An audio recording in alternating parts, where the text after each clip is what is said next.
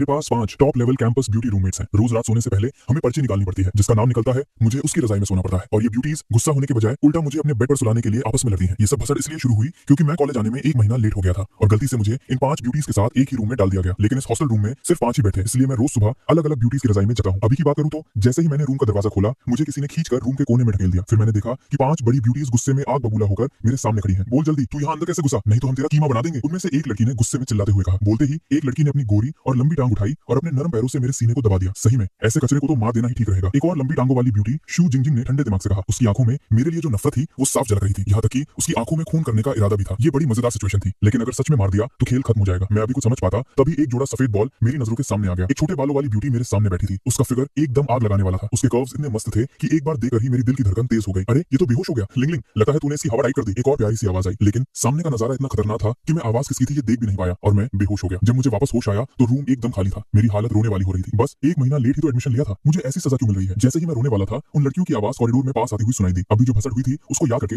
मैंने तुरंत डिसाइड किया कि मैं बेहोश होने का नाटक करता रहूंगा। जब वो लड़कियां रूम में आई तो बड़ी ब्यूटी टैंग नाना ने सबसे पहले कहा, ये लड़का कहीं अभी भी बेहोश होने का नाटक तो नहीं कर रहा? शॉर्ट स्कर्ट वाली ब्यूटी बाई तियन तियन मेरे पास आई और हल्के से मुझे एक लात मारी। ओए उठ जा, ये मत सोच कि हमें समझ नहीं आ रहा। मैं अंदर ही अंदर डर गया, पर मैंने अपनी आंखें बंद रखी। तभी छोटे बालों वाली ब्यूटी लिंग लिंग नीचे झुकी, अपना चेहरा मेरे एकदम पास लाई और हल्के से बोली, बच्चे अगर और नाटक किया तो अंजाम बुरा होगा। उसकी सांसें मेरे चेहरे पर पड़ रही थी। मैं कांपने से खुद को रोक नहीं पाया, नहीं तो मैं इसका काम तमाम कर देती हूँ। ठंडी ब्यूटी शू जिंगजिंग ने ठंडे दिमाग से कहा। मैंने चुपके से एक आंख खोलकर देखा और फटाफट उठकर बैठ गया। ठीक है, मैं जग गया हूँ। मुझे नहीं पता तुम लोगों ने क्या झूठ किया है, पर मैं यहाँ से नहीं जाऊंगा। ये रूम मुझे कॉलेज नहीं दिया है। मैंने जल्दी जल्दी सब समझाया। मैं 1 महीना लेट एडमिशन लिया हूँ, शायद कॉलेज वालों से गलती हो गई होगी, लेकिन हॉस्टल वाली आंटी ने फाइनल चेक करके बताया था कि मेरा रूम यही है। मैंने हॉस्टल की पूरी फीस दी है। मैं सच में जानबूझकर यहाँ नहीं आया हूँ। मेरी बातें सुनकर उन 5 ब्यूटीज ने एक दूसरे की शक्ल देखी। असल में वो लोग पहले ही कॉलेज मैनेजमेंट से चेक कर चुकी थी कि मामला सच में ऐसा ही था, पर उन 5 को एक लड़के के साथ रूम शेयर करना बिल्कुल मंजूर नहीं था। इसलिए उन्होंने मेरी हवा टाइट करने का प्लान बनाया था। इसके बाद उन 5 ने मिलकर मुझे एकदम टाइट बांध दिया और मेरे मुंह पर टेप भी चिपका दी। अब थोड़ा ठीक लग रहा है। बड़ी ब्यूटी टैंग नाना ने अपने काम को देखा और फुल टशन में अपना सिर हिलाया। उसके सीने के वो 2 बड़े बॉम्ब भी उसके हिलने के साथ ऊपर नीचे हिले।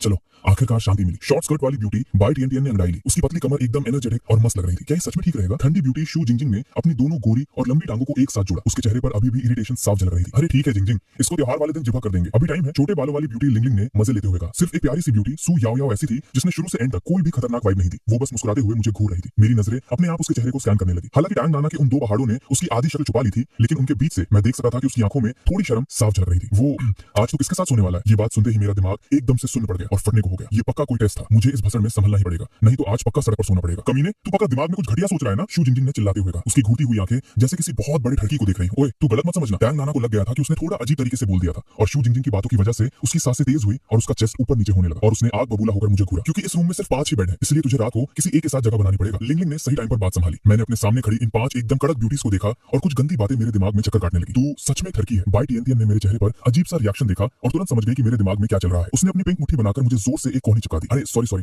मेरा दिमाग थोड़ा ऑफ ट्रैक चला गया था। ये सब थोड़ा ज्यादा ही ऑकवर्ड हो गया है। फैंग युआन भाई, अपने दिमाग में कोई कचरा मत आने देना। शू याओ याओ की हंसी इस टाइम खतरनाक लग रही थी। अरे बिल्कुल नहीं, मैं दिमाग से एकदम ठीक हूँ। मैं तो स्कूल में हेल्थ मॉनिटर था। हाई स्कूल में सब मुझे हेल्थ वाले भैया बुलाते थे। मैंने बात घुमाते हुए एक खाली बेड की तरफ कदम बढ़ाए। देखो यहाँ खाली बेड है ना, मैं यही सो जाऊंगा। पर जैसे ही मैंने बेड पर अपनी तशरीफ रखी, बेड का लकड़ा अचानक से टूटकर अंदर घुस गया। मेरी तो एकदम जोकर जैसी हालत हो गई और मैं उस टूटे बेड में बुरी तरह फंस गया। इसलिए ही तो मैंने कहा था कि यहाँ टोटल 5 ही बेड है। लिंग लिंग ने था खाकर अपने हाथ फैला दी। तू तो एकदम चलती फिरती आफत है। बाई टीएनटीएन हंसते हंसते सांस नहीं ले पा रही थी। बाकी सबने भी मेरा जमकर मजाक उड़ाया। यहाँ तक कि बर्फ जैसी ठंडी शू जिंगजिंग के चेहरे पर भी एक छोटी सी स्माइल आ गई। वो मुझे पता है मेरी हालत पे हंसी आ रही है, पर क्या तुम लोग मुझे बाहर निकाली? मैं सच में फंस गया हूँ। मेरी तो हवा टाइट हो गई हंस के। रुको, मुझे थोड़ा और हंसने दो। बाई टीएनटीएन की आंखों में हंसते हंसते आंसू आ गए। कोई मेरी रस्सी ही खोल दो यार, मैंने दुखी मन से बोला। हालांकि मेरे मुंह का टेप तो उन्होंने निकाल दिया था, पर मैं अभी भी बंधा हुआ था। इस टूटे बेड से खुद बाहर आना मेरे बस का काम नहीं था। जब उन ब्यूटीज की हंसी कंट्रोल में आई तो उन्होंने मुझे उस बेड से खींचकर बाहर निकाला। ये बॉन्डेज वाला खेल जरूरी है? बेड से बाहर आने के बाद भी मैं बुरी तरह से रस्सी से बंधा था। कैसा बांधने वाला खेल? ये हम अपनी सेफ्टी के लिए कर रही हैं। टैंग नाना ने एकदम सीरियस चेहरा बनाकर कहा। तो पहले शू जिंगजिंग से कहो कि अपनी विप नीचे रखे। मैंने धीरे से याद दिलाया। जिंगजिंग नीचे रख दो उसको। टैंग नाना ने उसे समझाया। इस बार इस कचरे को छोड़ देते हैं, हमें इसको नए साल पर ठीक करना था ना? शू जिंगजिंग ने बर्फीली आवाज में कहा और मुझे ईयू वाले लुक से घूरा। लेकिन ना चाहते हुए भी उसने अपनी विप नीचे रखी। ऐसा लग रहा था कि वो थोड़ी मायूस हो गई। अब क्या करें? क्या इसे सच में हमारे साथ बेड शेयर करना पड़ेगा? बाई टीएनटीएन ने अपने क्यूट से गाल फुलाते हुए पूछा। वो 5 मेरे चारों तरफ घेरा बनाकर खड़ी हो गई और आपस में भसक करने लगी। क्या इसको जमीन पर नहीं सुला सकते? इसको टॉयलेट में फेंक देते हैं, इसको काट डालो, इसको भेज दो हॉस्टल वाली आंटी के पास। वो सब चिड़िया की तरह आपस में बोलने लगी और मैं बीच में बैठा ये सब सुनकर डर के मारे फट रहा था। मेरा दिल इतनी जोर से धड़क रहा था जैसे सीने से बाहर आएगा। वैसे प्लान बना रही थी जैसे मुझे जिंदा चबा जाएंगे। एक काम करते हैं, हम पर्ची निकालकर डिसाइड करते हैं। ही लिंग लिंग ने थोड़ा दिमाग वाला प्लान दिया। सब एक दूसरे की शक्ल देखने लगी। उन्हें भी लगा कि ये तरीका ठीक रहेगा। फिर ही लिंग लिंग ने 5 पेपर की स्लिप्स लाई। उन पर सबने अपने अपने नाम लिखे और उन स्लिप्स को एक छोटे से डब्बे में डाल दिया। तू निकाल। टैंग नाना ने मेरी तरफ उंगली करके कहा। मैंने डरते डरते अपना हाथ डब्बे के अंदर डाला। सू याओ याओ प्लीज, भगवान प्लीज, ऊपर वाले। बाकी इन 4 खतरनाक खूंखार चुड़ैलों के आगे इनके मुकाबले सू याओ याओ एक फरिश्ते की तरह थी। मैंने अपने दिल में सू याओ याओ का नाम जपना शुरू किया और पूरी शिद्दत से प्रेयर की। इस भयंकर सिचुएशन में उसकी ये प्यारी और शांत नेचर ही मेरी आखिरी बचने की उम्मीद थी। जैसे ही मैंने स्लिप बाहर निकाली और उसे खोला तो उसमें लिखा हुआ था बाई टिएन टिएन। ये ना, अबे क्या मजाक है। मेरा दिमाग एकदम सुन पड़ गया। मैंने अपना सिर उठाकर बाई तियन की तरफ देखा। मेरा नाम कैसे आ गया? मैं वापस निकालूंगी। बाई तियन ने अपनी आंखें फाड़ी और बिना मन के रोते हुए चिल्लाई। अब हो गया जो होना था। ताम नाना चल के आई। उसने बाई तियन की पीठ थपथपाई और उसे शांत करवाया। इसी बीच ही लिंगलिंग ने चुपके से वो स्लिप वाला बॉक्स अंदर रख लिया और मेरी तरफ एक अजीब सा स्माइल करते हुए देखा। अगर मुझे दिखा कि तूने टियान टियान को तंग किया है। शू जिंगजिंग की नजरें अब और भी ज्यादा नफरत से भर गई थी। उसने मुझे सर्दी भरी नजरों से देखा, जैसे कि मैं कोई खतरनाक वायरस हूं। शू याओ याओ ने बस एक स्माइल के साथ मेरी तरफ देखकर अपना सिर हिलाया और कुछ फालतू नहीं बोली। अब जो किस्मत में लिखा था, मैंने शर्म के मारे अपना सिर खुजलाया और एक झूठी हंसी के साथ टियान टियान से बोला, टियान टियान आज रात थोड़ा ध्यान रखना। मेरा काहे का ध्यान रखना? बाई तियन ने गुस्से में अपने हाथ कमर पर रखकर बोला और मेरे पैर पर एक जोर की लात मारी और गुस्से से मुंह फुलाए अपने बेड पर चढ़ गई और रजाई से खुद को पैक कर लिया। मैंने अपने इन बंधे हुए हाथों को देखा और आह भरी। मैं फुदका हुआ शू याओ याओ के सामने गया और धीरे से पूछा, याओ याओ क्या तुम मेरी रस्सी थोड़ी ढीली कर सकती हो? अरे ऐसा थोड़ी होता है। शू याओ याओ ने मुस्कुराते हुए अपना सिर ना में हिलाया। हमें तुझे इस तरह पैक करने में पूरा आधा घंटा लगा था। अरे प्लीज। मैंने अपना सबसे इनोसेंट चेहरा बनाया। देखो मुझे अपना थोड़ा सामान भी तो लगाना है। काम होते ही मैं वापस खुद को रस्सी से बांध लूंगा। पक्का? चलो ठीक है, अभी के लिए थोड़ा लूज कर देती हूँ। आखिरकार शू याओ याओ मान गई, लेकिन एक कंडीशन रखते हुए बोली, अपनी बात याद रखना। मैंने चैन की सांस ली और उसकी तरफ पीट करके सीधा खड़ा हो गया ताकि शू याओ याओ मेरी रस्सी खोल दे, लेकिन मेरी नजरें गलती से शू जिंगजिंग की नफरत भरी आंखों से टकरा गई। उसने मुझे घूरा। मैंने शर्म के मारे अपना सिर घुमा लिया, जैसे मैंने उसे देखा ही नहीं। शू याओ याओ ने हल्के हाथों से मेरी कलाई को पकड़ा। वो बहुत आराम से खोल रही थी। जब उसकी सॉफ्ट और नरम उंगलियों का टच फील हुआ, मेरा दिल एक सेकंड के लिए रुक गया। हे भगवान, मैंने कभी सपने में भी नहीं सोचा था कॉलेज के पहले दिन मुझे किसी लड़की को टच करने का मौका मिलेगा। हालांकि ये सिचुएशन थोड़ी अजीब सी थी, वो भी इस फटी हुई हालत में, पर सच में लड़कियों के हाथ बहुत ही नरम होते हैं। अरे तेरा हाथ इतना गर्म क्यों है? शू याओ याओ ने अचानक से पूछा। उसकी आवाज में फिक्र साफ सुनाई दे रही थी। नहीं कुछ नहीं हुआ, मैंने हकलाते हुए जवाब दिया। मैं मर्द हूं ना, मेरे अंदर एनर्जी ज्यादा होती है, ये सब नॉर्मल है। थोड़ी देर में शू याओ याओ ने मेरी सारी रस्सी खोल दी थी। मैंने राहत की सांस छोड़ी। मेरी बॉडी एकदम हल्की फील हो रही थी। बहुत तंग किया मैंने तुझे याओ याओ। अरे इसमें थैंक्स कैसा? शू याओ याओ ने प्यारी आवाज में कहा, लेकिन एक पल के लिए उसकी नजरें मुझसे मिली तो वो अचानक से शर्मा के अपना सिर नीचे कर ली। मैं एक पल के लिए फ्रीज हो गया। मुझे अजीब सी एक फीलिंग आई जैसे पहले उसे कहीं देखा हो, लेकिन मैंने उस बारे में ज्यादा भसड़ नहीं पाली। धीरे धीरे टाइम बीता गया। पूरी दोपहर काम करने के बाद मैंने अपने सारे कपड़े और सामान जगह पर रख दिए। जब मैंने नजरें ऊपर की तो गलती से कपड़े सुखाने वाले स्टैंड पर पड़े कुछ कपड़ों पे मेरी नजर पड़ गई और वो अलग अलग डिजाइन वाले अंडरगारमेंट्स थे।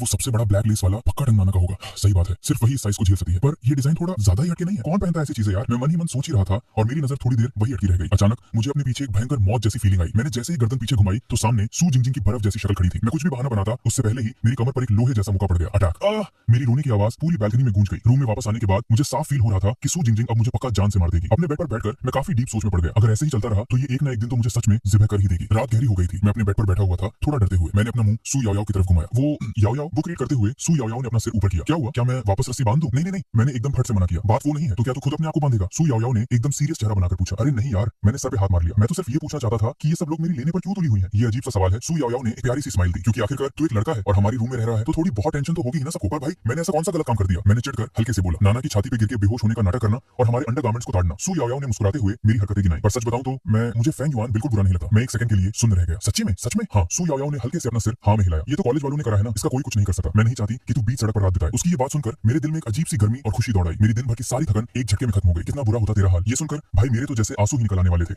याओ याओ, क्या मैं आज रात तुम्हारे साथ सो सकता हूँ? मैंने टेस्ट करते हुए उससे पूछा। तू सपने देखना बंद कर दे। शू याओ याओ ने सिर हिलाया और एकदम सख्त आवाज में बोली, तू चुपचाप टियान टियन के साथ ही सोएगा, समझा? लेकिन बाई तियन तियन का मुझे अपने बेड पर आने देने का कोई इरादा नहीं लग रहा था। देखो उसे, वो अभी भी खुद को रजाई में एक समोसे की तरह पैक करके बैठी थी और अपना पूरा एरिया ब्लॉक कर रखा था। वो सच में मुझसे चिढ़ती थी और मेरे साथ अपना बेड शेयर नहीं करना चाहती थी। हाँ, मुझे भी तेरे साथ नहीं सोना। बाई तियन तियन ने अपना मुंह फुलाकर गुस्से में कहा। मुझे अचानक लगा जैसे अभी जो थोड़ी सी राहत मिली थी वो एकदम गायब हो गई। मेरे दिल पर किसी ने जोर से छुरा घोंप दिया था। अरे यार, अब जो भी हो, ये पर्ची तूने खुद निकाली है, अब तू भुगत। शू याओ याओ ने आ भरते हुए कहा, तू जाकर पहले नहा ले। हमारी टियान टियान को साफ सफाई बहुत पसंद है। तेरी इस बदबूदार हालत में वो तुझे बेड पर कैसे आने देगी? मुझे उसकी बात एकदम सही लगी, इसलिए मैंने डिसाइड किया कि मैं एक बार और नहा लेता हूँ। मैं अपने कपड़े पकड़कर बाथरूम के दरवाजे तक गया। जैसे ही मैंने दरवाजा खोला, मेरी नजरें सीधा टैंग नाना की आंखों से जा टकराई। फिर से एक ऐसी अजीब और सांस रोक देने वाली टाइमिंग। वो मैंने शर्म के मारे बस इतना ही बोला, नहाना था, पर टैंग नाना का चेहरा एकदम गुस्से से काला पड़ गया। मैंने फटाफट दिमाग लगाया और चुपचाप दरवाजा बंद कर दिया और अपने कपड़े उठाकर दूसरे बाथरूम की तरफ भाग गया। बाथरूम के अंदर आकर मैंने अपने कपड़े उतारे। जैसे ही मैं शावर चालू करने वाला था, मुझे अचानक से एक अजीब सी ठंडक फील हुई। बगल वाले बाथरूम से पानी गिरने की हल्की हल्की आवाज आ रही थी। उस आवाज ने मुझे बिना मतलब के ही अंदर से थोड़ा गर्म कर दिया और जब मैंने शावर ऑन किया तो आग जैसे उबलते हुए पानी ने मेरे ऊपर गिरते ही मुझे जला दिया और मैं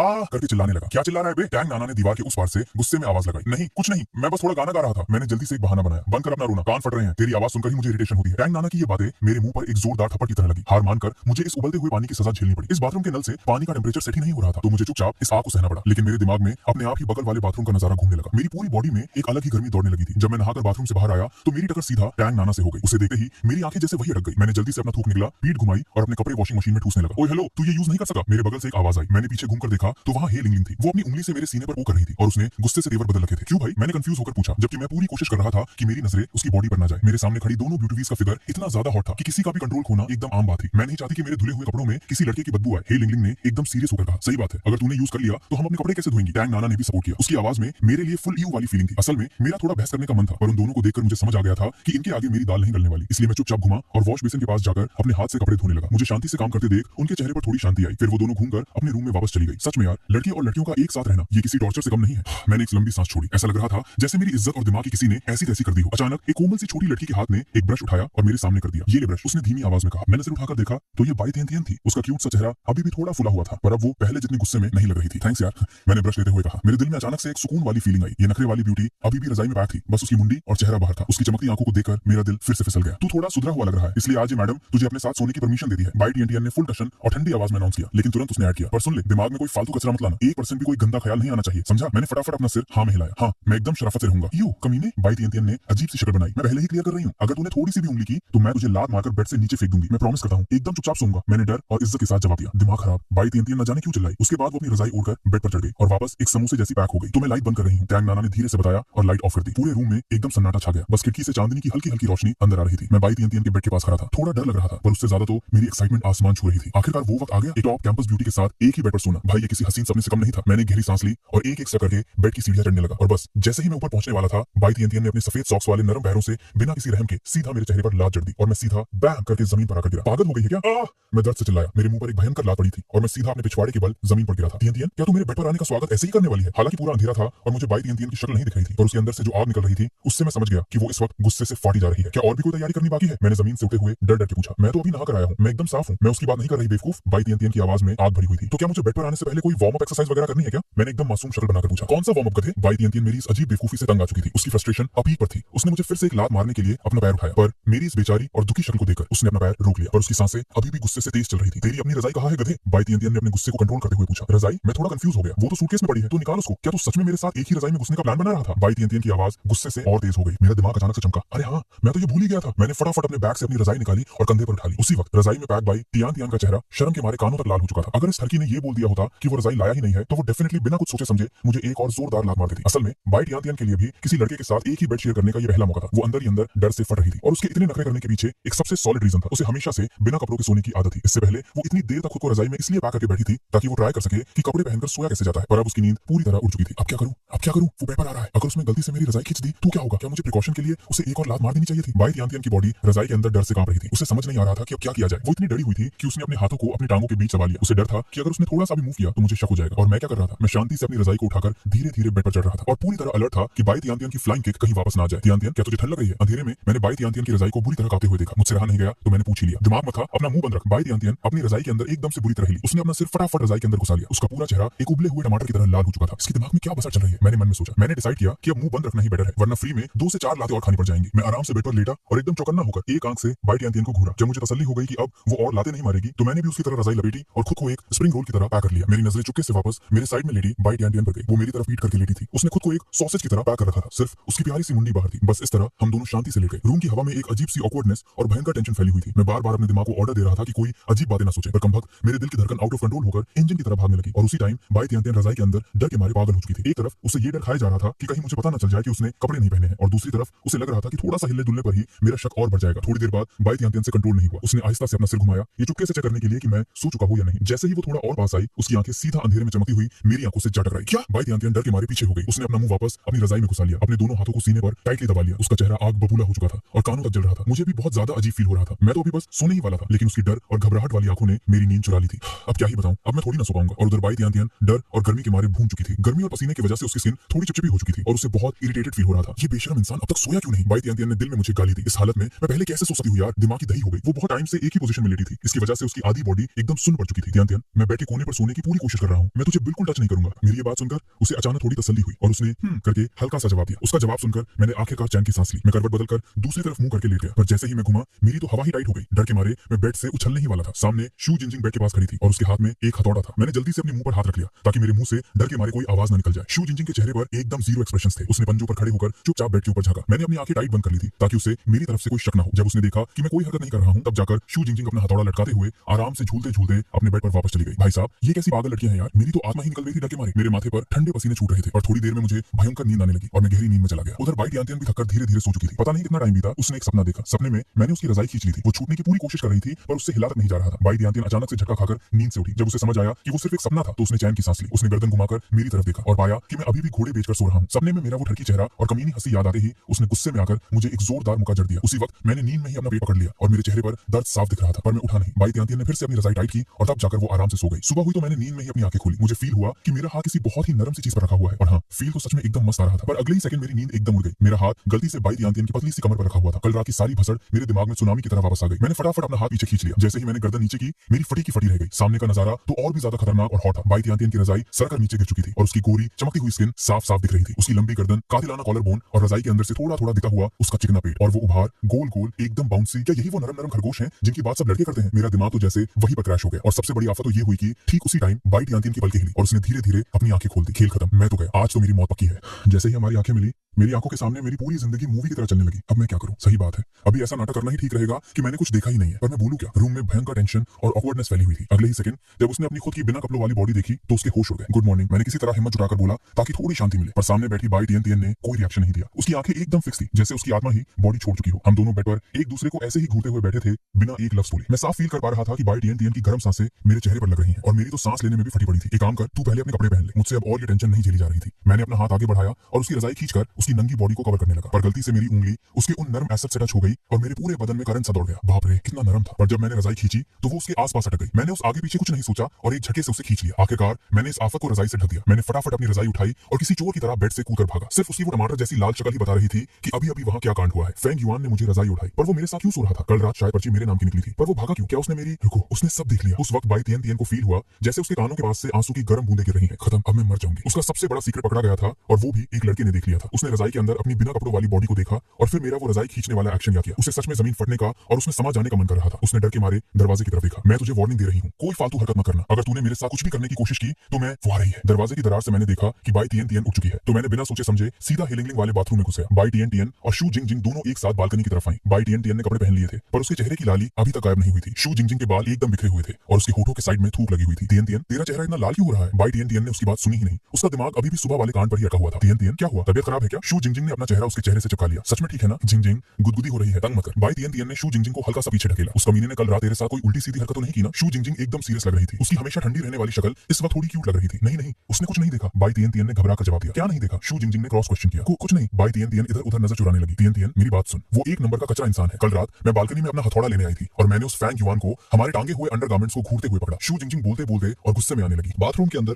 मैंने अपना एक पैर दरवाजे पर टिका रखा था और मेरी पूरी बॉडी हीलिंग लिंक से एकदम टाइट चिपकी हुई थी। ऐसा भी हुआ था, हीलिंग लिंक मेरे नीचे दबी हुई थी और हल्के से बड़बड़ाई। उसका चेहरा मुझे देखकर और ज्यादा ईयू वाला हो गया था। वो एक एक्सीडेंट था कसम से। मैंने सफाई दी। तू कब तक ऐसे ही मेरे ऊपर चिपका रहेगा? उसने गुस्से से तेवर बदलकर पूछा। वैसे तू ऐसा चुप क्यों रहा है? अभी नहीं बता सका, बाद में समझाऊंगा। तो मैं तेरे साथ यहाँ क्यों चुप रही हूँ? अरे प्लीज जा मत, अगर तू बाहर चली गई तो मैं भी पकड़ा जाऊंगा ना। और हाँ, उसने स्पेसिफिकली तेरे और नाना के कपड़ों को सबसे ज्यादा देर तक आड़ा था। बाहर से शू जिंगजिंग की आग बबूला बातों ने बाथरूम के अंदर हम दोनों के बीच की सिचुएशन और भी ऑकवर्ड कर दी। तब जाके मेरा ध्यान अपने चेस्ट पर चिपकी उस बहुत ही नरम चीज पर गया। जैसे ही मैंने हीलिंग लिंक का गुस्से से लाल चेहरा देखा, मैंने फटाफट शर्म के मारे अपना मुंह दूसरी तरफ घुमा लिया। अच्छा, तो उसे वैसे बड़े साइज पसंद है? बाई टिएनटिएन के दिल में एक अजीब सी फीलिंग आई, जैसे उसे ये बात सुनकर थोड़ा लूसा लूसा फील हो रहा हो। टिएनटिएन, तू बोल क्यों नहीं रही? शू जिंगजिंग ने पूछा। कुछ नहीं, चल जल्दी ब्रश कर ले, तेरी क्लास भी तो है थोड़ी देर में। हाँ यार, बाथरूम के अंदर हम दोनों को मजबूरी में उसी चिपकी हुई पोजीशन में खड़ा रहना पड़ा। हीलिंग लिंक लाइफ में पहली बार किसी लड़के के इतने पास आई थी और ऊपर से मैं काफी लंबा चौड़ा था और उससे इतना टाइट चिपका हुआ था कि उसे सांस लेने में प्रॉब्लम हो रही थी। उसने अपने दोनों हाथ मेरे सीने पर रखकर मुझे ढकेलने की कोशिश की और अपने दिमाग को शांत करने लगी। मेरी हालत भी कहाँ ठीक थी। आज सुबह सुबह इतना खतरनाक और हॉट नजारा देखा था और अब इस फाड़ू फिगर वाली हीलिंग लिंक के साथ एकदम दबकर खड़ा था। उस पल मेरी हवा टाइट थी और मुझे अंदर ही अंदर बड़ा अजीब फील हो रहा था। बहुत देर बाद जब बाई टिएनटिएन और शू जिंगजिंग बालकनी से चले गए,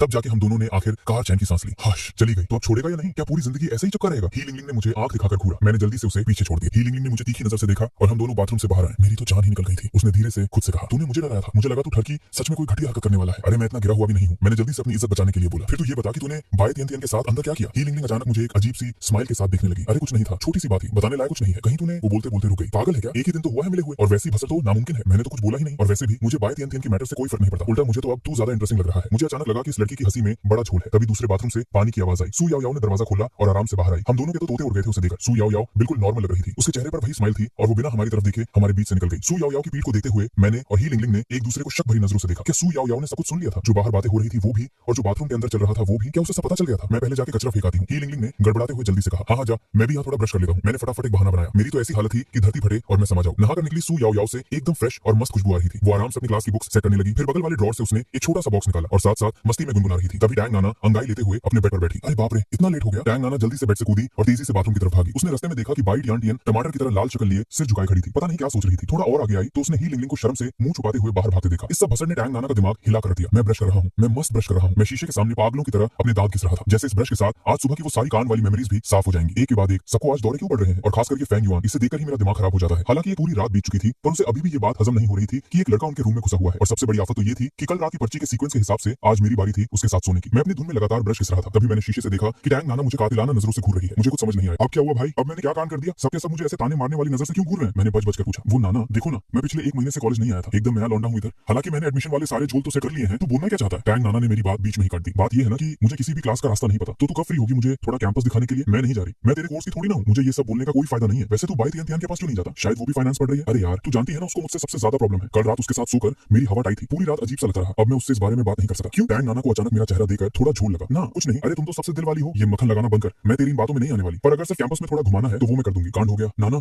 बहुत बड़ा झोल हो गया। ये लिंगलिंग अचानक आंधी की तरह अंदर भागी आई। लिंगलिंग क्या हुआ? कैसा कांड? क्या हो गया? टैंक नाना ने उसकी ऐसी फटी हुई हालत देखकर कंफ्यूज होते हुए पूछा। जी बॉक्सियाओ छत से कूदने वाला है। मैं भी उन दोनों के पीछे पीछे हॉस्टल से बाहर भागा। हम सीधा टीचिंग बिल्डिंग की छत की तरफ लगातार दौड़ने लगे। और ये जी बॉक्सियाओ, ये मेरे हाई स्कूल का सबसे खास जिगरिया था। जब हम वहां पहुंचे तो भीड़ ने पहले ही छत को पूरी तरह जाम कर रखा था। और हाँ, एक पतला सूखा सा लड़का रेलिंग के उस पार खड़ा था। आखिरकार तू आ ही गई। उस लड़के ने पीछे मुड़कर देखा और एक दुख भरी हंसी हंसा। तुझे नहीं आना चाहिए था, लड़के ने धीरे से बड़बड़ाया। उसकी आंखों में एकदम मौत जैसी उदासी और मायूसी भरी हुई थी। नहीं, मेरा आना जरूरी था। मेरी आंखों में एकदम आग थी, जैसे मैं कोई जंग लड़ने जा रहा हूं। मैंने भीड़ से बाहर निकलकर एक कदम आगे बढ़ाया। टैंक नाना और ही लिंगलिंग ने एक दूसरे की शक्ल देखी। उनके दिमाग में एक ही बात चल रही थी कि इन दोनों लड़कों को क्या दौरे पड़ रहे हैं। जी बॉक्सियाओ, पागलपन बंद कर, ऐसे मरने में कोई सॉल्यूशन नहीं है। मैं अपना वो हीरो वाला डायलॉग बोलता रहा। मुझे लगा कि मेरी बातों से उसे हमारी पुरानी दोस्ती और भाईचारा याद आएगा। जी बॉक्सियाओ ने एक शब्द नहीं बोला। मैंने देखा कि उसने आराम से रेलिंग के अंदर जंप मारी और मेरी तरफ एक एक कदम बढ़ाने लगा। उस बेचारे की हालत एकदम लाचार लग रही थी। मुझे लगा कि सच में मेरे शब्दों ने जादू कर दिया है। मैंने जोश में आकर अपने दोनों हाथ फैलाए और जी बॉक्सियाओ की तरफ भागने लगा। पर ऐसी की तैसी जी बॉक्सियाओ सीधा मुझे इग्नोर मारते हुए मेरे आगे से निकल गया और सीधा टैंक नाना के बिल्कुल सामने आकर खड़ा हो गया। और अगले ही सेकंड इस छपरी ने अचानक से फट करके घुटने टेक दिए। नाना, तू आखिर आ ही गई। मुझे पता था तू मुझे मरने के लिए ऐसे अकेले नहीं छोड़ेगी। तुझे पता है, जब मैं वहां ऊपर खड़ा था ना, मेरे दिल में सिर्फ और सिर्फ तेरा ही नाम था। मुझे बस एक चांस दे दे प्लीज। जी बॉक्सियाओ ने टैंक नाना का एक हाथ पकड़ा और फुल मजनू मोड में प्रपोज करने लगा। मेरे फैलाए हुए हाथ अभी भी हवा में ही लटक रहे थे और मेरी शक्ल ऐसी हो गई थी जैसे मैंने जिंदा कीड़ा खा लिया हो। भाई क्या नाटक है? टैंक नाना ने आंखें घुमाते हुए कहा। जी बॉक्सियाओ, मैं तुझे 1000 बार बोल चुकी हूँ, मैं तुझे बिल्कुल पसंद नहीं करती। तू हमेशा ये सब ड्रामा क्यों करता है? टैंक नाना का चेहरा भी गुस्से से लाल हो रहा था। वो इस जी बॉक्सियाओ को पहले ही कई बार क्लियर मना कर चुकी थी, पर उसे आइडिया नहीं था कि आज उसे बाहर बुलाने के लिए ये बंदा इतना सस्ता नाटक करेगा। जी बॉक्सियाओ, तू लिमिट क्रॉस कर रहा है। तू मेरा पीछा छोड़ क्यों नहीं देता? मैं सच में तेरी शक्ल नहीं देखना चाहती। टैंक नाना ये मुंह पर बोलकर वहां से भाग गई। ही लिंगलिंग भी जल्दी से उसके पीछे भागी। जाते जाते उसने जमीन पर घुटने टेके हुए जी बॉक्सियाओ को एक एकदम घटिया और यूं वाला लुक दिया। कमीने, भाई लगता है कैंपस ब्यूटी रो रही है। इसकी ऐसी की तैसी इसने कैंपस ब्यूटी को रुला दिया। अरे भाई साहब, ये तो बर्दाश्त के बाहर है। मारो इस कमीने को। एक ही पल में भीड़ में से कई सारे तगड़े लौंडे कूद कर आ गए और उन्होंने जी बॉक्सियाओ को घेर कर उस पर लातों की बारिश कर दी। ओए तू इस जी बॉक्सियाओ का ही आदमी है ना? मैंने तुझे अभी बड़ा हीरो बनते हुए देखा था। अरे भाई, मैं तो एक कवि हूँ, मैं तो बस एक कविता गा रहा था और सूरज को गले लगा रहा था। जब मैंने देखा कि इस भीड़ की कातिलाना नजरें अब मुझ पर पड़ रही हैं, तो मैंने फटाफट अपना पल्ला जी बॉक्सियाओ से झाड़ लिया। भाई मुझे बचा ले, मेरी तो मौत आ गई। जी बॉक्सियाओ जमीन पर पड़ा था। उसका मुंह सूजकर बंदर जैसा हो गया था। लोगों ने उसे पीट पीट कर उसकी शक्ल कुत्ते जैसी बना दी थी। फिर भी वो अपना हाथ मेरी तरफ बढ़ाकर मदद मांग रहा था। साले, अब तुझे मैं दिख रहा हूँ, अभी मेरा नाम मत ले कमीने। मैंने दिल ही दिल में उसे गालियां दी और वहां से ऐसी दौड़ लगाई कि पीछे पलट कर नहीं देखा। अरे सब कहां चले गए यार? पैम धड़, मैंने एक जोरदार लात मारकर अपने रूम का दरवाजा खोला। पागल हो गया है क्या? बाई तियन तियन एकदम झटका खाकर डरी। जब उसने देखा कि ये तो मैं हूं, तो उसने गुस्से में आकर मुझे गाली दी। भाई मैं तो सच में बस मरते मरते बचा हूं। मैं जमीन पर धम से बैठ गया और लंबी लंबी सांसें लेने लगा। सबके सब आज पागल क्यों हो गए हैं? बाई तियन तियन गुस्से में खुद से बड़बड़ाने लगी। पर जैसे ही उसने मेरी फटी हुई शक्ल देखी, उसे तुरंत आज सुबह वाला पूरा कांड याद आ गया। उसका प्यारा सा चेहरा एकदम से लाल टमाटर बन गया और उसने फटाफट अपना मुंह घुमा लिया। मेरा दिमाग भी अभी पूरी तरह झोल में था। मुझे लगा ही नहीं था कि इस टाइम रूम में सिर्फ और सिर्फ बाई तियन तियन अकेली होगी। खेल खत्म, मुझे यहाँ वापस आना ही नहीं चाहिए था। अब हो गई फसर। बाई तियन तियन को टेबल पर सिर रखकर बैठे देख मुझे अचानक से उसके कपड़ों के अंदर की वो कातिलाना और हॉट बॉडी याद आने लगी। मेरे पूरे बदन में गर्मी दौड़ने लगी। तो क्या इसका मतलब कल रात जब वो मेरे साथ सो रही थी तो उसने अंदर कुछ भी नहीं पहना था? मैं पूरी कोशिश कर रहा था कि मैं अपने दिमाग से उन हॉट नजरों को निकाल दूं, पर यार मेरा दिल एक इंजन की तरह धक धक भाग रहा था। बाई तियन तियन को शायद फील हो गया था कि मैं अजीब सा बिहेव कर रहा हूँ। उसने चुपके से पीछे मुड़कर मेरी तरफ देखा। हम दोनों की नजरें जैसे ही टकराई, रूम की हवा जैसे वही जम गई। अरे बाकी सब कहाँ गए? मैंने एक अजीब और प्लास्टिक वाली स्माइल देते हुए पूछा। जिंगजिंग और याओ याओ तो क्लास के लिए निकल गए, नाना और लिंगलिंग का मुझे नहीं पता। बाई तियन तियन ने अपना चेहरा अपने हाथों के बीच छुपा लिया था। उसकी आवाज एक मच्छर जितनी धीमी निकल रही थी। उसकी हिम्मत ही नहीं हो रही थी कि वो वापस सिर उठाकर मुझे देखे। अच्छा ऐसा है तो चलो मैं आराम से थोड़ी देर गेम खेल लेता हूँ। मैंने बहुत नॉर्मल बनने की कोशिश की, अपना फोन निकाला और फटाफट उस डेंजर जोन से हटकर बैठ गया। मेरे चिल एक्शन को देखकर बाई तियन तियन को अंदर ही अंदर थोड़ा रोना सा आने लगा। ये कैसा इंसान है, खुद चुपके से मेरे कपड़े उतरे हुए देख लिया और अब ऐसे बैठा है जैसे इसने कुछ किया ही नहीं। कहीं ऐसा तो नहीं जैसा जिंजिंग ने कहा था कि इसे सिर्फ नना और लिंगलिंग जैसे बड़े साइज ही पसंद आते हैं? मैं समझ गई, मेरे जैसी नॉर्मल बॉडी को अगर कोई देख भी ले तो किसी लड़के को कोई घंटा फर्क नहीं पड़ता। बाई तियन तियन ने दुखी मन से अपना सिर झुकाकर अपने चेस्ट को देखा। लाइफ में पहली बार उसे टैंक नाना और बाकी सबके आगे अपने फिगर को लेकर थोड़ी शर्म और इनफीरियरिटी फील हो रही थी। उधर मैं पूरी शिद्दत से अपने गेम पर फोकस करने की कोशिश कर रहा था, पर दिमाग शांत हो तब ना, और इस चक्करों में मेरा थोड़ा सा ध्यान भटका और सामने वालों ने मेरे अकेले बंदे की ऐसी तैसी कर दी। स्क्रीन पर जब दुश्मनों की चिढ़ाने वाली इमोजीज दिखी तो मैं रोज की तरह गुस्सा नहीं हुआ। मैं उस सबको इग्नोर करके वापस चुके से बाई तियन तियन की तरफ देखने लगा। ऐसा लग रहा है ये अभी भी गुस्से में आग बबूला हो रखी है। हाँ, बात भी वही है, बिना कपड़ों के सोई हो और कोई दूसरा लड़का ये सीक्रेट पकड़ ले तो किसी की भी फटेगी। और गलती से मैंने उसे पूरा ठीक से ताड़ भी लिया था। हालांकि मैंने जानबूझकर ऐसा कुछ नहीं किया, पर अब इस बात के लिए ठीक से माफी मांग लेना ही सही रहेगा। जब बाई तियन तियन ने मुझे अपनी तरफ आते हुए देखा तो उसकी अचानक से हवा टाइट हो गई। उसने जल्दी से अपना मुंह दूसरी तरफ घुमा लिया और नाटक करने लगी कि वो अपने फोन में बिजी है। तियन तियन थोड़ी बात कर सकते हैं? मैंने डर डर के पूछा। आज सुबह वाले कांड के लिए आई एम रियली सॉरी। तूने सच में सता लिया था है ना? बाई तियन तियन ने एकदम धीमी और दुखी आवाज में पूछा। हाँ भाई, कितनी बड़ी बेइज्जती है। ये लड़का एक नंबर का कमीना है। मुझे कल रात इस बेचारे पर बिल्कुल तरस नहीं खाना चाहिए था। मैं कसम खाता हूँ, मैं ये बात किसी को नहीं बताऊंगा। तेरी बिना कपड़ों के सोने वाली बात अपने तक ही रखूंगा। गधे, ऐसे बेशर्मों की तरह ये बात मेरे मुंह पर क्यों बोल रहा है? बाई तियन तियन का चेहरा कानों तक एकदम आग की तरह लाल हो गया था। उसने टेबल पर रखा अपना पेन पाउच उठाया और सीधा मेरे मुंह पर दे मारा। वो सच में एक एक्सीडेंट था। असल में उस टाइम मेरी आंखें टोटली बंद थी। अभी भी झूठ बोल रहा है हर की इंसान। बाई तियन तियन ने चिल्लाते बताते हुए एक मोटी सी बुक भी मेरी तरफ फेंक कर मारी। मैंने भी हिलने की या उस बुक से बचने की कोशिश नहीं की। मुझे लगा कि शायद ऐसे मुझे मारकर इसका थोड़ा गुस्सा शांत हो जाए। उस टाइम बाई तियान गुस्से से ज्यादा शर्म के मारे फटी पड़ी थी और उसे ये भी याद था कि इस लड़के ने खुद से उसके ऊपर रजाई लपेट दी थी। पर एक और बात थी जो उसे अंदर ही अंदर खाई जा रही थी और वो ये थी कि इस हड़की कमीने ने उसे टॉप टू बॉटम एकदम नंगा देख लिया, पर इसने उसके फिगर को लेकर एक लफ्ज तक नहीं बोला। क्या मेरा फिगर सच में इतना ही नॉर्मल और बेकार है क्या? लेकिन अभी के लिए बाई तियान ने गुस्से से फूले हुए गालों के साथ मुझे कातिलाना लुक देना बंद नहीं किया। वो देखो दोपहर होने वाली है, एक काम करते हैं, मेरी तरफ से मैं तुझे मस्त लंच करवाता हूँ, उसी को मेरी माफी समझ लेना। मुझे तेरा लंच नहीं चाहिए। और तू क्या समझ रहा है मेरे साथ एक बेड पर सोने की कीमत बस एक प्लेट सस्ता खाना है? अरे यार मेरे कहने का वो मतलब नहीं था। थोड़ी देर बाद मैं और बाई तियान कॉलेज के कैंटीन में एक दूसरे के आमने सामने बैठे थे। हम दोनों ही अपना सिर नीचे किए खाने को घूर रहे थे और एक दूसरे से आंख मिलाने की हिम्मत नहीं थी। आसपास बैठे हुए बाकी लौंडे लबाड़ियों की नजरें बार बार हम पर पड़ रही थी और वो फुसफुसाकर बातें कर रहे थे। मेरी तो पूरी पीठ पर कांटे जैसी चुभन फील हो रही थी। आखिर भाई इस टाइम में पूरे कॉलेज की टॉप कैंपस ब्यूटी के साथ लंच कर रहा था। वो तियान खाना ठंडा हो जाएगा, थोड़ा शुरू तो करूं? मैंने थोड़ी शांति तोड़ते हुए उससे पूछा। बाई तियान ने धीरे से कहा। उसने चॉपस्टिक्स उठाई पर सिर्फ अकेले चावल के दानों से खेलने लगी। मैंने चुपके से नजरें उठाकर बाई तियान को देखा। वो छोटे छोटे टुकड़े चबा रही थी और उसके गाल क्यूट तरीके से फूले हुए थे। सच बताऊं वो एकदम मक्खन और प्यारी लग रही थी। चलो भाई अब लगता है सब कंट्रोल में है। उसकी शक्ल देखकर लग रहा है कि अब इसने मुझे माफ कर दिया है। ओए सुन फंकीवान, सच सच बता तुझे मेरा फिगर कैसा लगा? ये सवाल पूछते वक्त बाई तियान शर्म के मारे पूरी लाल हो चुकी थी। उसे खुद अंदर ही अंदर लग रहा था कि वो थोड़ी बेशर्म हो रही है, पर क्या करे, उसे इस बात की सच में बहुत ज्यादा पड़ी थी। क्या बोला तूने? मैं अचानक से ये सवाल सुनकर एकदम सुन पड़ गया। इसका क्या मतलब था भाई? क्या ये मुझे अब जान से मारकर मेरा खेल खत्म करने वाली है? नहीं खाना मुझे, मेरा मूड खराब हो गया। मेरा ये सुन पड़ा रिएक्शन देखकर बाई तियान गुस्से और शर्म से भर गई और अपनी जगह से उठकर जाने लगी। मैंने फटाफट अपनी जगह से जंप मारी और बाई तियान के कपड़ों का कोना पकड़ लिया। अरे रुको रुको तियान, मैं सच सच बता रहा हूं ना पक्का। बाई तियान के कदम वहीं रुके। उसने पीछे मुड़कर मुझे देखा। उसकी आंखों में थोड़ा गुस्सा था पर साथ में बहुत सारी उम्मीद भी थी। क्या तू सच में चाहती है कि मैं बोलूं? मैंने डरते हुए पूछा। जल्दी बोल ना, तू सच में दिमाग खा जाता है। मैंने एक लंबी सांस ली और हकलाते हुए बोला, तेरा फिगर बहुत मस्त है यार, सच में एकदम कड़क। बाई तियान ने हल्के से नाक से कोड़ी और हाँ किया। तू कितने मरे हुए मन से बोल रहा है, साफ दिख रहा है कि तू बस मुझे टाल रहा है। मैं टेंशन के मारे अपना सिर खुजलाने लगा। नहीं नहीं मैं कसम खा रहा हूं, मैं टाल नहीं रहा। तेरी बॉडी के प्रोपोर्शंस एकदम परफेक्ट है, जहां कर्व्स होने चाहिए वहां एकदम सही कर्व्स हैं और तेरी स्किन भी तो इतनी गोरी और चमकती हुई है। ये सुनकर बाई तियान का चेहरा एक सेकंड में टमाटर की तरह लाल हो गया। बस कर और मत बोल कमीने। उसकी शक्ल पे शर्म थी पर अंदर ही अंदर वो हवा में उड़ रही थी। उसे फील हुआ कि ये लड़का बोलने में थोड़ा अनाड़ी जरूर है पर इसकी पसंद एकदम क्लास है। ठीक है अब चुपचाप खाना खा। तो अब तू गुस्सा नहीं है? मेरी आंखों में अचानक से चमक आ गई। हाँ पर सुन ले, आज सुबह जो हुआ वो तू दोबारा कभी नहीं भूलेगा और अगर तूने गलती से भी किसी को बताया ना तो मैं तुझे लात मार मार कर जान से मार दूंगी। हाँ एकदम पक्का। मैंने फटाफट हामी भरी। और हाँ सू जिंगजिंग और तांग नाना को तो गलती से भी मत बताना, ठीक है मेरी माँ? दिमाग में छाप लिया मैंने कसम से। थोड़ी देर बाद हम दोनों ने खाना खत्म किया और कैंटीन से बाहर आ गए। मैं और बाई तियान एक साथ चल रहे थे। तियान एक काम कर, तू पहले रूम में चली जा। क्यों क्या हुआ? अगर हम दोनों साथ में वापस गए और किसी ने देख लिया तो फालतू की भसड़ हो जाएगी। तू निकल, मैं थोड़ा कैंपस में घूम लेता हूँ और रास्ते याद कर लेता हूँ। बाई तियान ने एक सेकंड सोचा और उसे मेरी बात सही लगी। आखिर बाकी लोगों को हमारे रूम की भसड़ के बारे में कुछ नहीं पता था। अगर किसी ने साथ देख लिया तो फालतू में नए कान खड़े हो जाएंगे। ठीक है मैं पहले जा रही हूँ और भूलना मत दोपहर में कॉलेज की बड़ी मीटिंग है। हाँ मुझे याद है। आखिरकार मैंने इस आफत को वहां से भेज दिया और एक लंबी चैन की सांस ली।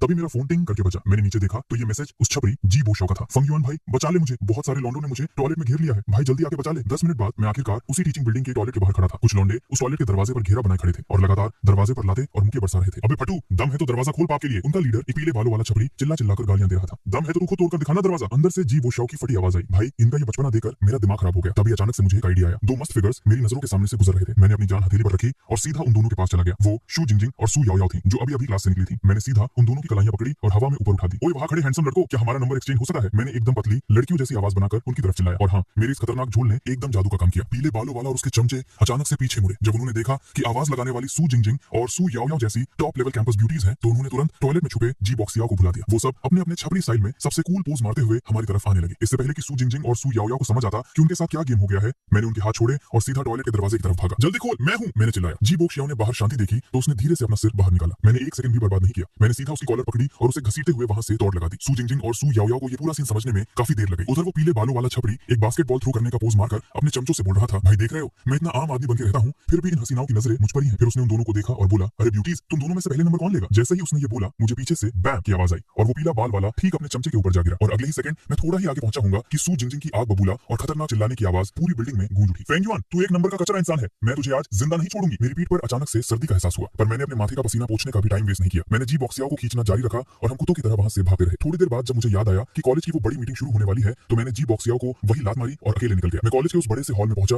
और एकदम आखिरी वाले कोने में जाकर चुपचाप बैठ गया। जैसे ही मैंने अपनी तशरीफ सीट पर रखी मेरी नजर बगल वाली टेबल पर गई। वहां एक खतरनाक हथौड़ा रखा हुआ था। खेल खत्म। मेरे पूरे बदन में डर के मारे झुरझुरी दौड़ गई। मैं वहां से उठकर भागने ही वाला था कि किसी के हाथ ने पीछे से मेरे कंधे को जोर से दबा दिया। मैंने डरते डरते अपनी गर्दन घुमाई। सामने सू जिंगजिंग की बर्फ जैसी ठंडी शक्ल थी जिसकी आंखों में सिर्फ और सिर्फ मेरा खून लिखा था। मैंने जल्दी से अपनी दूसरी साइड देखा। वहां सू याओ बैठी थी। उसकी हमेशा वाली वो मक्खन और प्यारी सी स्माइल आज किसी भूतनी जैसी खतरनाक लग रही थी। वो मैं सब समझा सकता हूँ। हाँ बिल्कुल, सू याओ बोली, पर बेहतर होगा कि फेंगयुआन हमें एकदम डिटेल में समझाए। अगर मैं बोलूं कि मैंने ये सब सिर्फ एक बेचारे की जान बचाने के लिए किया था तो क्या तुम दोनों मानोगी? मैंने फटी आवाज में पूछा। सू जिंगजिंग ने अपनी आंखें छोटी की और मुझे घूरते हुए एक खतरनाक आवाज में हंसी। अच्छा तो तू यहाँ हीरो बनने गया था? याओ इस कचरे की बातों में मत आना। इस कमीने के दिमाग में पक्का कोई भयंकर झोल चल रहा था। मैं कसम से पूरा सच बोल रहा हूँ। अरे यार ठंडी दिमाग से बात कर लो ना। सू जिंगजिंग मुझे वहीं पर जगह करने के लिए अपना हथौड़ा उठाने ही वाली थी कि अचानक हॉल की लाइट्स बंद हो गई। मीटिंग शुरू हो चुकी थी। तुझे तो मैं थोड़ी देर बाद बात ठीक करती हूँ। सू जिंगजिंग ने मुझे धमकी दी और अपनी जगह से उठकर चली गई। वो कहाँ जा रही है? मैंने लंबी चैन की सांस लेते हुए पूछा। मुझे सच में समझ नहीं आ रहा था। अच्छा हाँ, तुझे तो पता ही नहीं होगा, सू याओ याओ ने बताया। जिंगजिंग और तियन तियन दोनों स्टूडेंट काउंसिल में है। इस महीने की रिपोर्ट उन दोनों को ही स्टेज पर देनी है। तभी मैं सोचूं मुझे बाय तियन तियन अभी तक क्यों नहीं दिखी। वैसे एक बात बोलूं, मुझे तो पता ही नहीं था कि टैंग नाना और ही लिंगलिंग हमारे डिपार्टमेंट की नहीं है। और याओ याओ, तुम क्यों नहीं गई इस काउंसिल में? मैं हाँ, तू तो इतनी सबकी हेल्प करने वाली और समझदार है, मुझे ये सब नहीं झेलता। सू याओ याओ बोली। मुझे इन चीजों में बहुत प्रॉब्लम होती है। ये बोलते हुए उसने अपने कान के पीछे से एक छोटी सी चीज निकालकर मुझे दिखाई। ये देख, मेरी फटी की फटी रह गई। वो सुनने वाली मशीन यानी एक हियरिंग एड था। इसका मतलब क्या सू याओ याओ बहरी है? उसे कुछ सुनाई नहीं देता? मुझे अचानक से ये सीन देखा देखा सा लगा, जैसे कल की ही बात हो। पर दिमाग पर बहुत जोर लगाने के बाद भी मुझे याद नहीं आ रहा था कि कहाँ देखा है।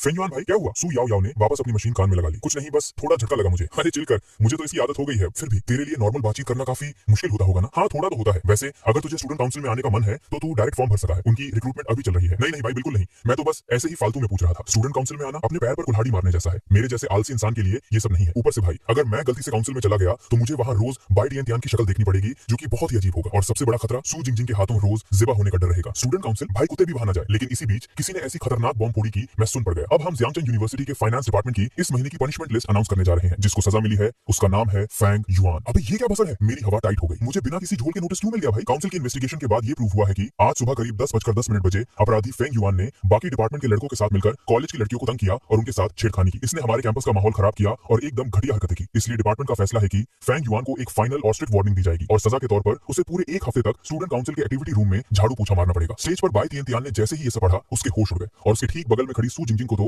अपने कानों पर भरोसा ही नहीं हो रहा था। दूसरे लड़कों के साथ मिलकर लड़कियों को ताड़ना और गंदी हरकतें करना, तो ये कमीना आज सुबह यही सब करने बाहर गया था। आज सुबह इसने मेरे कपड़े उतारे हुए देखे, वो कम पड़ गया था कि अब इसने दूसरी लड़कियों पर भी लाइन मारना शुरू कर दिया। ये सच में एक ठरकी कचरा है। ये सब सोचकर बाय टियन तियान गुस्से से लाल पीली हो रही थी और अपने दांत पीस रही थी। मेरी तो रोने जैसी हालत हो गई थी, पर मेरी आंखों में आंसू नहीं थे। भाई मैंने सच में कुछ नहीं किया, मेरी क्या गलती है? मैं तो वहां उस छपरी जी बॉक्सियाओं की जान बचाने गया था ना। किसमें इतनी हिम्मत आ गई जो मेरे सिर पर इतना भयंकर बिल फाड़ दिया? याओ याओ भाई, ये पूरा सीन एक बहुत बड़ा झोल है। ये सब गलतफहमी है। मैंने फटाफट मुड़कर बगल में बैठी सू याओ याओ को सफाई दी।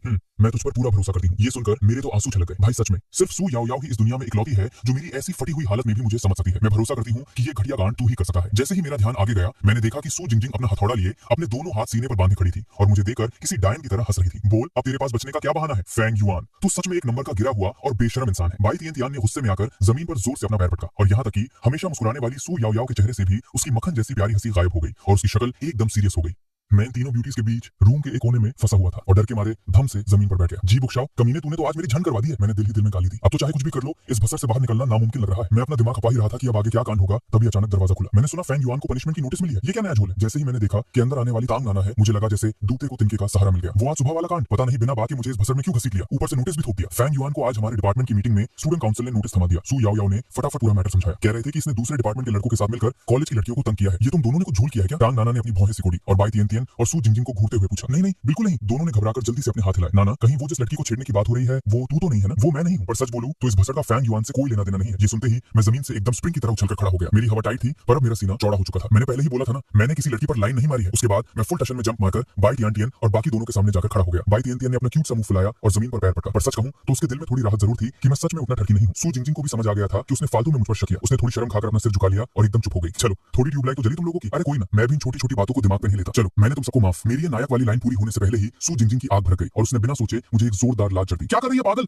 पता नहीं क्यों, पर तेरी कमीनी शक्ल देखकर ही मुझे इतनी आग लगती है कि बस लात मारने का मन करता है। मैंने किसी तरह रो धोकर अपनी पूरी जान लगाकर इन तीनों को आज सुबह वाला पूरा सीन डिटेल में समझाया। तो इसका मतलब तू सच में वहां उसको बचाने गया था? सू याओ याओ के चेहरे पर एकदम माफी मांगने वाला रिएक्शन था, पर यहाँ एक बड़ा झोल लग रहा है। बाय तियन तियन को अचानक से कुछ अजीब नोटिस हुआ। कैसा झोल? मैंने और सू जिंगजिंग ने एक साथ कंफ्यूज होकर पूछा। नॉर्मल केसेस में स्टूडेंट काउंसिल ऐसी आशिकी और प्राइवेट लाइफ की भसड़ में टांग नहीं अड़ाती है, और उस पर भी फैंग युआन इस पूरे कांड का मास्टरमाइंड तो बिल्कुल नहीं था। एकदम सही, ये तो बस वहां फ्री की मारपीट देखने गया था। टांग नाना ने उसका साथ देते हुए बोला। मुझे गेम थोड़ा समझ आ रहा है, पर क्यों फैंग युआन, कहीं तूने स्टूडेंट काउंसिल के किसी बड़े तोपू बंदे से पंगा तो नहीं ले लिया? अरे बिल्कुल नहीं, मैं कॉलेज आया ही कल हूँ, मैं किससे आफत मोल लूंगा भाई? मैंने रोने वाली शक्ल बनाई। पूरी स्टूडेंट काउंसिल में मैं सिर्फ तुम दोनों को ही तो जानता हूँ, तो तुझे लग रहा है कि ये नोटिस वाली सेटिंग मैंने करवाई है? बाय तियन तियन ने मुझे आग उगलते हुए घूरा। नहीं नहीं, मैं ऐसा कहा बोल रहा हूँ, पर सच में मैं उनमें से किसी और को नहीं जानता। शू जिंगजिंग हम दोनों की ये तेज तेज भसड़ सुनकर पूरी तरह उलझ चुकी थी। उसका दिमाग घूमने लगा था। उसकी समझ थोड़ी देर से काम करती थी, तो उसने आखिर में पूछा, जब सब कुछ ठीक से क्लियर हो गया है तो क्या अब फैंग युआन की पनिशमेंट हटाई नहीं जा सकती? सू याओ याओ ने मायूसी से अपना सिर ना में हिलाया। ये थोड़ा मुश्किल लग रहा है। भले ही फैंग युआन इसमें हेड नहीं था, पर उसका डायरेक्ट कनेक्शन उस जी बॉक्सियाओ से तो पकड़ा गया है ना। ये क्लियर करना आसान नहीं होगा। अब इस मैटर में तो मैं भी तेरी कोई सेटिंग नहीं बिठा सकती। टांग नाना ने अपनी हंसी रोकते हुए मेरे कंधे पर हाथ थपथपाया। वैसे देखा जाए तो तू डिजर्व करता है। किसने बोला था फालतू की हीरो गिरी दिखाने को? कल चुपचाप जाना और आराम से झाड़ू पोछा लगाना। कल मैं तुझे बताऊंगी एक्टिविटी रूम कहाँ है। मैं सफाई करने में एकदम उस्ताद हूँ, मैं तुझे सिखाऊंगी। शू जिंगजिंग अचानक से पता नहीं क्यों फुल ऑन मूड में एक्साइटेड हो गई। हाँ, मैं भी थोड़ी हेल्प कर दूंगी। मैं अंदर ही अंदर खून के आंसू रो रहा था। मैंने जल्दी से इस रोने वाले टॉपिक को घुमा दिया और पूछा, वैसे हे लिंगलिंग कहाँ गायब है? वो तुम्हारे साथ रूम में क्यों नहीं आई नाना? वो अपने टाइक्वांडो क्लब में प्रैक्टिस करने गई है। टांग नाना ने जवाब दिया। अरे हाँ, याद आया, मुझे थोड़ी देर में उसके लिए खाना भी ले जाना है। Taekwondo club? सिर्फ दिमाग में एक सेकंड के लिए हे लिंगलिंग को उस साइड टाइक्वांडो यूनिफॉर्म में सोचकर ही मेरी तो हवा टाइट होने लगी थी। मेरा दिमाग फिर आसमान में उड़ने लगा था। सु याओ याओ ने मुस्कुराते हुए बताया, लिंगलिंग के पास ताइक्वांडो में ब्लैक बेल्ट सेकंड डैन है। वो तो पिछले हफ्ते ही क्लब में आई थी और सीधा उन्होंने उसे वाइस प्रेसिडेंट बना दिया। और याओ याओ, तुमने कौन सा क्लब ज्वाइन किया है? मैंने अचरज से पूछा। मैंने कोई भी क्लब ज्वाइन नहीं किया है। सु याओ याओ बहुत ही प्यारी हंसी के साथ बोली, मैंने तुझे बताया था ना, मेरी हेल्थ थोड़ी ठीक नहीं रहती, इसलिए मैं किसी और के लिए फालतू की भसड़ नहीं खड़ी करना चाहती। मैंने बाकी की उन तीनों ब्यूटीज की तरफ देखा। और तुम लोग क्या सीन है? बाइट यान टियन ने अपना सिर हिलाया। मुझे इन सब नाटक में जीरो इंटरेस्ट है। रोज इतनी हैवी डांस प्रैक्टिस करके ही मेरी बॉडी की ऐसी तैसी हो जाती है। और वैसे भी इस फालतू टाइम को अपने सब्जेक्ट की पढ़ाई में लगाना ज्यादा दिमाग वाला काम है। मैं और नाना पहले से स्टूडेंट काउंसिल संभाल रहे हैं। वहां इतना दिमाग की दही होती है कि हमने कोई और क्लब नहीं लिया। लेकिन अगर तुझे इसमें से किसी का शौक चढ़ा है तो ये मैडम तुझे अपने साथ ले जाकर दिखा सकती है। आखिर नए फुकरों को क्लब्स में ऐड करवाना भी तो हमारे काउंसिल का ही डिपार्टमेंट है। ये सब बड़े बड़े डायलॉग्स मारते टाइम बाई तियन तियन का चेहरा एकदम आग की तरह लाल था। उसकी तो हिम्मत ही नहीं हो रही थी कि वो सीधा मेरी आंखों में देखे। अरे थैंक यू यार, पर मुझे ऐसी चीजों का कोई शौक नहीं है। मैंने जल्दी से हाथ हिलाकर मना कर दिया। मैं तो बस ऐसे ही टाइम पास के लिए पूछ रहा था। अगर तुझे इंटरेस्ट नहीं था तो फालतू दिमाग क्यों चढ़ रहा है? तू सच में किसी आफत से कम नहीं है। मेरा जवाब सुनकर बाई तियन तियन एकदम जल बन गई। उसने चिढ़कर अपना नरम सा पिंक मुका बनाया और फुल पावर से मेरे सीने पर जड़ दिया। ओए मैडम, तू थोड़ा पागल है क्या? इतनी जल्दी तेवर बदल लेती है। हर बात पे ऐसे हाथ उठाना ठीक थोड़ी ना है। मैं चिल्ला उठा। तुम दोनों में सच में एकदम मस्त जोड़ी बन रही है। सु याओ याओ हम दोनों की इस नोक झोंक को देखकर मुस्कुराने लगी। भाई इसमें क्या मस्त झोल है? हम दोनों ने एक साथ घूमकर एक ही आवाज में चीख कर जवाब दिया। धीरे धीरे शाम ढल चुकी थी। मैं बालकनी के पास खड़ा इस पागलपन से भरे दिन के बारे में सोच रहा था। कैसी अजीब गरीब बसर चल रही है मेरी लाइफ में यार। कॉलेज में बीते इस 2 दिनों में मेरी लाइफ में इतने तहलके और खतरनाक सीन हो चुके थे कि मेरी पिछली पूरी लाइफ मुझे सस्ती मूवी लगने लगी थी। ओए सुन, पर्ची के हिसाब से आज रात तुझे मेरी रजाई में आना है। टैंग नाना पता नहीं कब मेरे पास आ गई है। अच्छा हाँ, मुझे याद है। मैं 2 पल के लिए एकदम सुन्न पड़ गया। क्या हुआ? तेरी शक्ल पे ऐसे मौत का डर क्यों दिख रहा है? तेरा मन नहीं है क्या आने का? टैंग नाना ने आग दिखाते हुए गुस्से से पूछा। नहीं नहीं बॉस, तेरे साथ बेड शेयर करना तो मेरे लिए जन्नत मिलने जैसा है। मैंने फटाफट मक्खन लगाया। ठीक है, सुन ले, अच्छे से पूरी बॉडी धोकर ही ऊपर आना। टैंग नाना ने अपना वो डेंजर और ठंडा आदेश दिया और वापस अपने रूम में चली गई। मैंने अपने माथे पर आया ठंडा पसीना पोंछा। कसम से जब भी मैं इस औरा वाली लड़की से 2 लफ्ज बात करता हूँ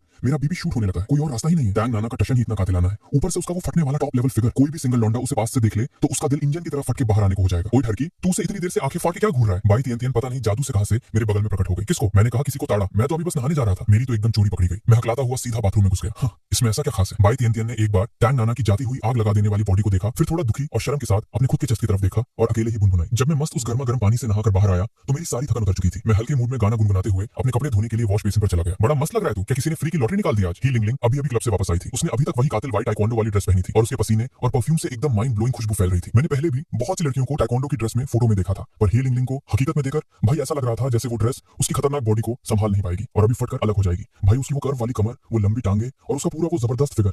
उफ, तबाही। एक जवान और करंट से भरा लौंडा होने के नाते मेरा दिमाग वापस से उन्हीं रंगीन ख्यालों में जाकर उलझ गया। कमीने, तेरे दिमाग में पक्का कोई अजीब सी भसड़ चल रही है ना अभी। हे लिंगलिंग ने पल भर में मेरे अंधेरे थॉट्स को कैच कर लिया। उसके क्यूट से चेहरे पर एकदम मजेदार और डेंजर वाली शैतानी हंसी थी। नहीं नहीं भाई, मेरी कसम, मैं बिल्कुल नहीं सोच रहा था वैसा। मैंने जल्दी से अपने बचाव में झूठ बोला। अगर तू ट्राई करके मुझ जैसी हॉट बंदी का दिल जीत लेगा ना तो मैं शायद आगे के लिए इनकार भी ना करूं। हे लिंगलिंग आंख मारते हुए सीधा मजे लेने पर उतर आई। हे लिंगलिंग को पटाना, मैं ऐसी इम्पॉसिबल चीज सिर्फ नींद में भी सोचने से डरता हूं। अरे ठरकी, तू तो सच में ये सब सीरियस होकर सोच रहा है? हद है तेरी। हे लिंगलिंग ने लड़कियों वाले प्यारे से नखरे दिखाते हुए मेरे कंधे पर धीरे से एक धक्का दिया। मैंने 100 बार बोला ना, ऐसा कुछ नहीं चल रहा मेरे दिमाग में।